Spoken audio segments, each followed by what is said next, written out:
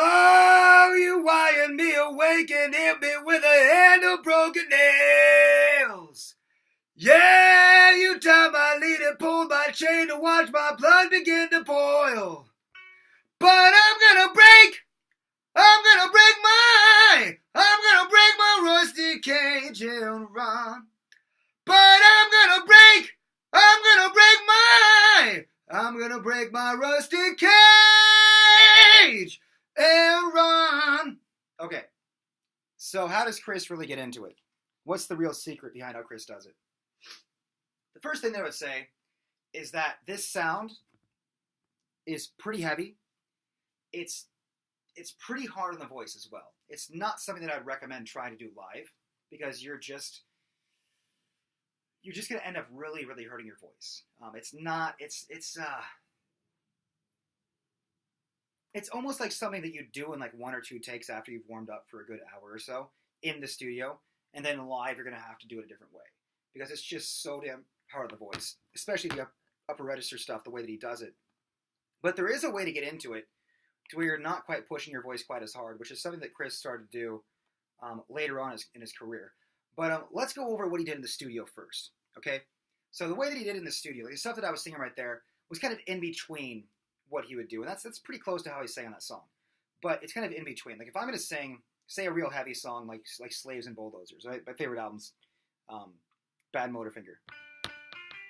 So this particular song right here, it's going to be very, very heavy in terms of glottal compression, but he's still keeping it in the speaking voice. And then the space is coming from that, okay? It's the opera technique. So it's like a, everything I say is what I mean. Everything I gave is what I need. Virgin eyes and dirty love songs, what I have and why I took. Okay? It's real heavy in terms of the glottal compression, but it's still everything I gave. It's still real thin. Gave! Yeah! Okay? Now, when he gets into that stuff, it's going to be a lot, you want to keep the same amount of glottal compression that you had down below. Okay? So, but let's go over this scream here for a second. He does this scream that's pretty crazy, and he's kind of famous for this scream. Yeah! That type of stuff. Shadow on the sun! The shadow on the sun! Okay, that type of shit. It's just a falsetto, and you're putting a vocal fry on it, just like, okay, just like that. And then you're going to put a lot of glottal compression on it, more than you would have before, because he's really trying to make it seem like he's just screaming as loud as he can. So, now I know why you've been singing! Now I know why you've been singing! Now I know why! Okay? That's how he's doing that part. It's probably, I think it's overdubbed as well. But that's something that Chris does, and I can definitely teach you how to get into that sound if you're looking to do that. But up here, it's just a head voice. Woo! Woo! Woo! Okay?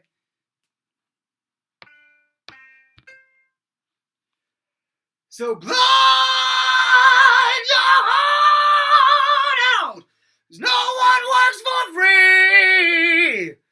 Blind your heart, 'cause I said, what's in it for? What's in it for? Yeah, or whatever he's singing. The toughest part about that is actually running out of air because you're putting so much glottal compression, or the fry scream on there. And that's kind of how he's doing it. He might be doing a little bit less screaming there, but that's how he gets into the upper register, just the reinforced falsetto, just yeah, and he tends to kind of cover it slightly, he takes it a little bit further back than most singers in that register would. Not as hard as you'd actually think. And then he keeps everything in the mask. Everything stays in the mask. Nothing really goes out of the mask. And so if I were going to try and get into the Chris Cornell sound, what I would do is I would do everything through a nay. Okay? Everything's a nay. I'm trying to think if there's like another register that I would do. Next, this freaking Kirk. But I would start out just, let's see. I just do octave slides. It's easier. So just, keep it in the nose. nine, nine, nine, nine. Start taking it back there. Nine, nine, nine, nine, nine, name, name, name, name. Still got to keep that glottal compression there. Name, name, name. And I'd kind of go up through like that. And it's not necessarily easy to do, but if you have the glottal compression in the upper register, if you have that, it actually, if you're not pushing with volume, it actually can help sustain the life of your chords to some degree. But the way that Chris is doing it, he's really, really pushing with volume. So you got to be kind of careful with that. And that's really kind of where it's at when he's doing it in the studio. He's pushing with a lot of volume. He's singing very, very loud. He's singing very heavy. And you know, you can do that for a while. But after a while, you're going to run into both vocal cords. You're going to have some problems with that from just putting too much air against the cords. You will run into problems. So it's kind of a sound. It's like, okay, yeah, it's unbelievable. He's got a great voice, my God. But I think more than anything, what really separated Chris from everybody else in the 90s was the way that he did it. Because you have all these singers in the 80s that could sing the same register as him. And then Chris comes along, and you hear him from like Temple of the Dog, and he's got all these cool things that he's singing. And, you know, beautiful, beautiful songs on Temple of the Dog. And it was almost like it was somewhere in between a power metal singer and like a soul blues singer. There was something that was in between where he kind of like meshed the two. And it was a really cool combination. And there's certain parts where he's really pushing his voice in that album. There's certain parts where he's not. Obviously, Bad Motor Figure, he's pretty much just screaming the entire time. You know, he really is. That kind of is what Soundgarden kind of became. And then his solo album, Euphoria Morning, that's got some beautiful, beautiful stuff on it. That was a great album. The one song in particular that I thought was great was When I'm Down. I thought that was a really cool song, and I can't sing it. Like, I can't get the nuances that he does in it to sound right with it. It's a really, really beautiful song. And I think that, and I've said this before, if you're trying to sing like Chris, it's one of those things where you only get so many notes. You only get so many notes, and you're better off trying to do it in a safe way that's still aggressive rather than doing it like him and potentially hurting your voice and keeping yourself from being able to do it into the future. So, I mean, I would say you probably have a lifespan of about 10 to 20 years of doing that, and then it's just pretty much done. I mean, maybe there's some guys that can do it, but it's not going to last as long as, say, Axl Rose or, Sebastian Bach, who does not take care of his voice, by the way, who still has a pretty good, upper register, still has a pretty good voice, although he smokes a lot of weed, which is just kind of like taking your hand and hitting it with a freaking hammer, as a guitar player. It's kind of what it's like. It really is. Cigarettes are the worst thing for your voice, guys. If you smoke, just unless you just don't care, unless if you're trying to sing like Corey Taylor, okay, smoke heroin. There you go. I endorse heroin if you're trying to sing like Corey Taylor. Just kidding. Heroin's really bad. I'm trying to think if there's anything else to add to this. I mean, it's this. It's pinged really hard into the mask. Okay, yeah, like he came from an island and he died in the streets.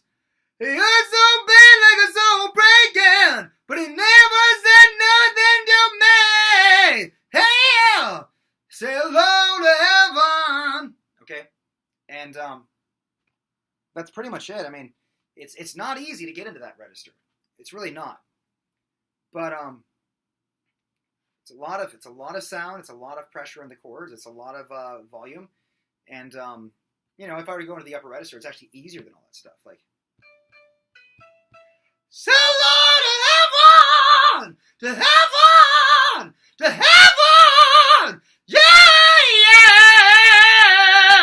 Oh, okay. It's actually pretty easy to sing that thing. There's some other parts in that album that I can't even sing. And, take it from me, you're hearing me do that, you're like, what, you can't sing that stuff? There's parts that I can't sing. Chris is he's had a lot of training, and I think he's got stronger vocal cords than me to some degree. at that particular age. I'm 28 right now, so I'm probably the same. He's probably was like 25, 26 there, 27, somewhere around there. I think he was probably maybe a couple of years younger than me on that album. But it's tough on the voice. It's tough. You go up to that high B and you start really trying to belt it in this smaller voice, which is hard as hell on the voice, by the way. You're better off just, in some cases, I think, taking it into a falsetto on these notes, which is what he'd do live a lot of times, too.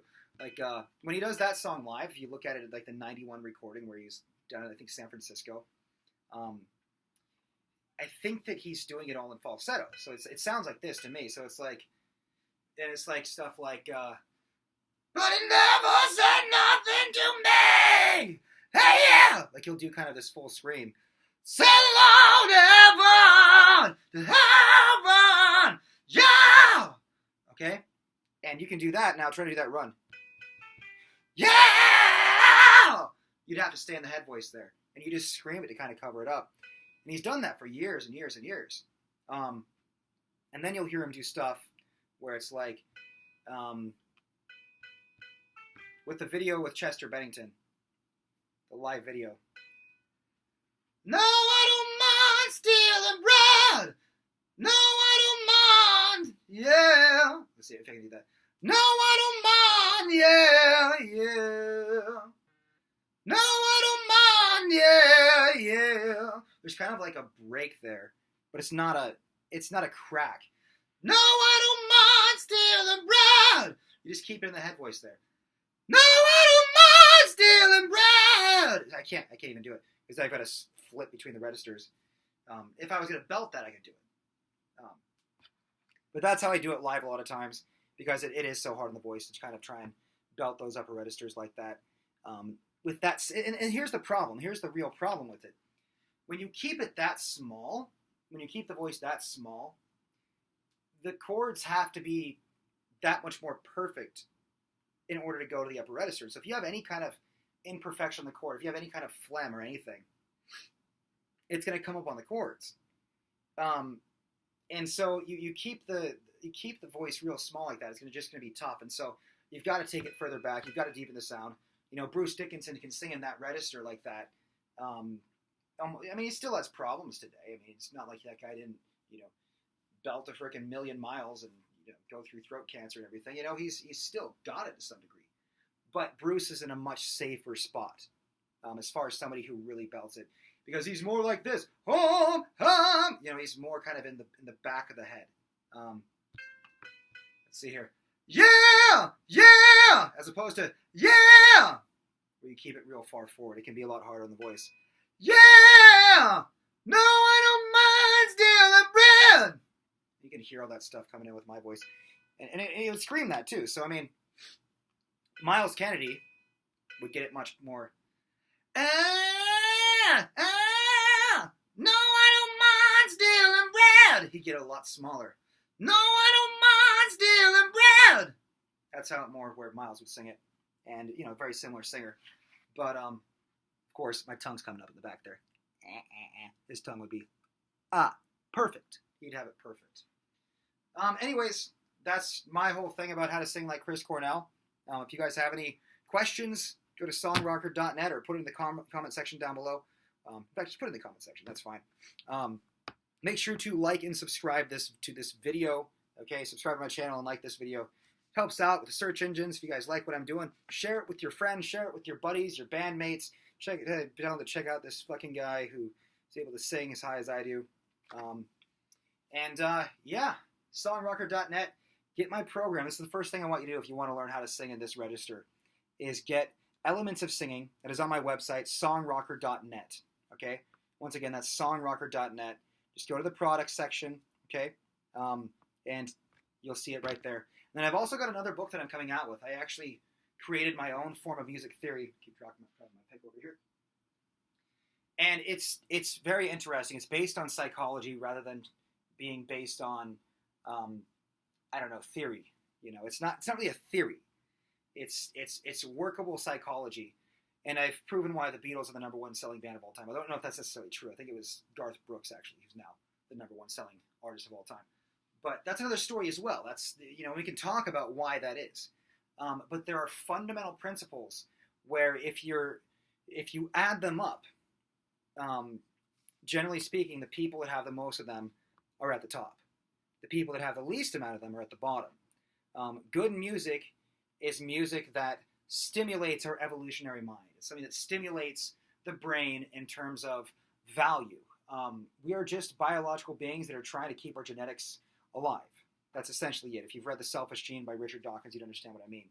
We're simply just beings that have genetics within us, and our goal is to propagate those genetics with a mate, okay, propagate those genetics, and keep whatever offspring we have alive long enough for them to do the exact same. And so it's very, very obviously about the gene, okay? And that's something that Richard Dawkins was talking about, and that's a very, very good book. But I think that when you get into music theory from that perspective, where you start looking at it from a scientific basis, from a neurological basis as well, everything starts to change. The reason that the Beatles aren't the biggest band today, as an example, and this is one of the principles that I have in my book that I'm writing. It's not finished yet. All the principles are written out. They're all figured out. But I want to add in a lot more to it.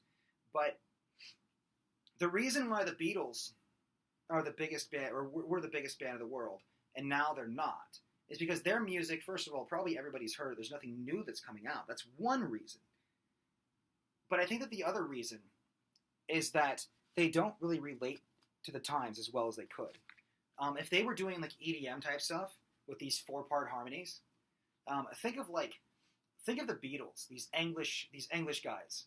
Okay, the Beatles sounding kind of similar to Imagine Dragons, coming out with the electronic music and all that stuff, and just they have all these new chord progressions and all these new sounds, and they've got these 4-part harmonies. They all sing, and they're all cool. You know, it'd kind of be like, probably almost like the Backstreet Boys with or NSYNC or something, but with just new things. NSYNC was new. There was something new with the boy bands. There really was. But I think that the just brand new chord progression, stuff that nobody's ever heard before, brand new, pretty much everything. But that's really what it was, is that the music doesn't really relate to today. That's the problem with it. And that's one of the biggest principles, is that you can write great music, but if people don't relate to it, then no one's going to care. It's like death metal. There's some great death metal bands out there. I was just listening to Amon Amarth, and I'm just listening to these guys, and I'm like, there's so much intensity. I freaking love it. It's so awesome. And, I know that there's a lot of people out there that just wouldn't get it. They're like, Jesus, what is this? What is this? Why? They just don't get it. They don't relate. And so that's one of the principles. That's a freebie. And that will be in my book. There's 8 principles, and I go into the psychology behind each one and give you a bunch of examples. And that's going to be a book I'm coming out with very soon. But once again, start with elements of singing. Get that, okay? And then come and take a Skype lesson with me. We'll go over the technique. And then we can start building you into a product. Okay, we're going to start building this character, which is very, very important. Anyways, over and out.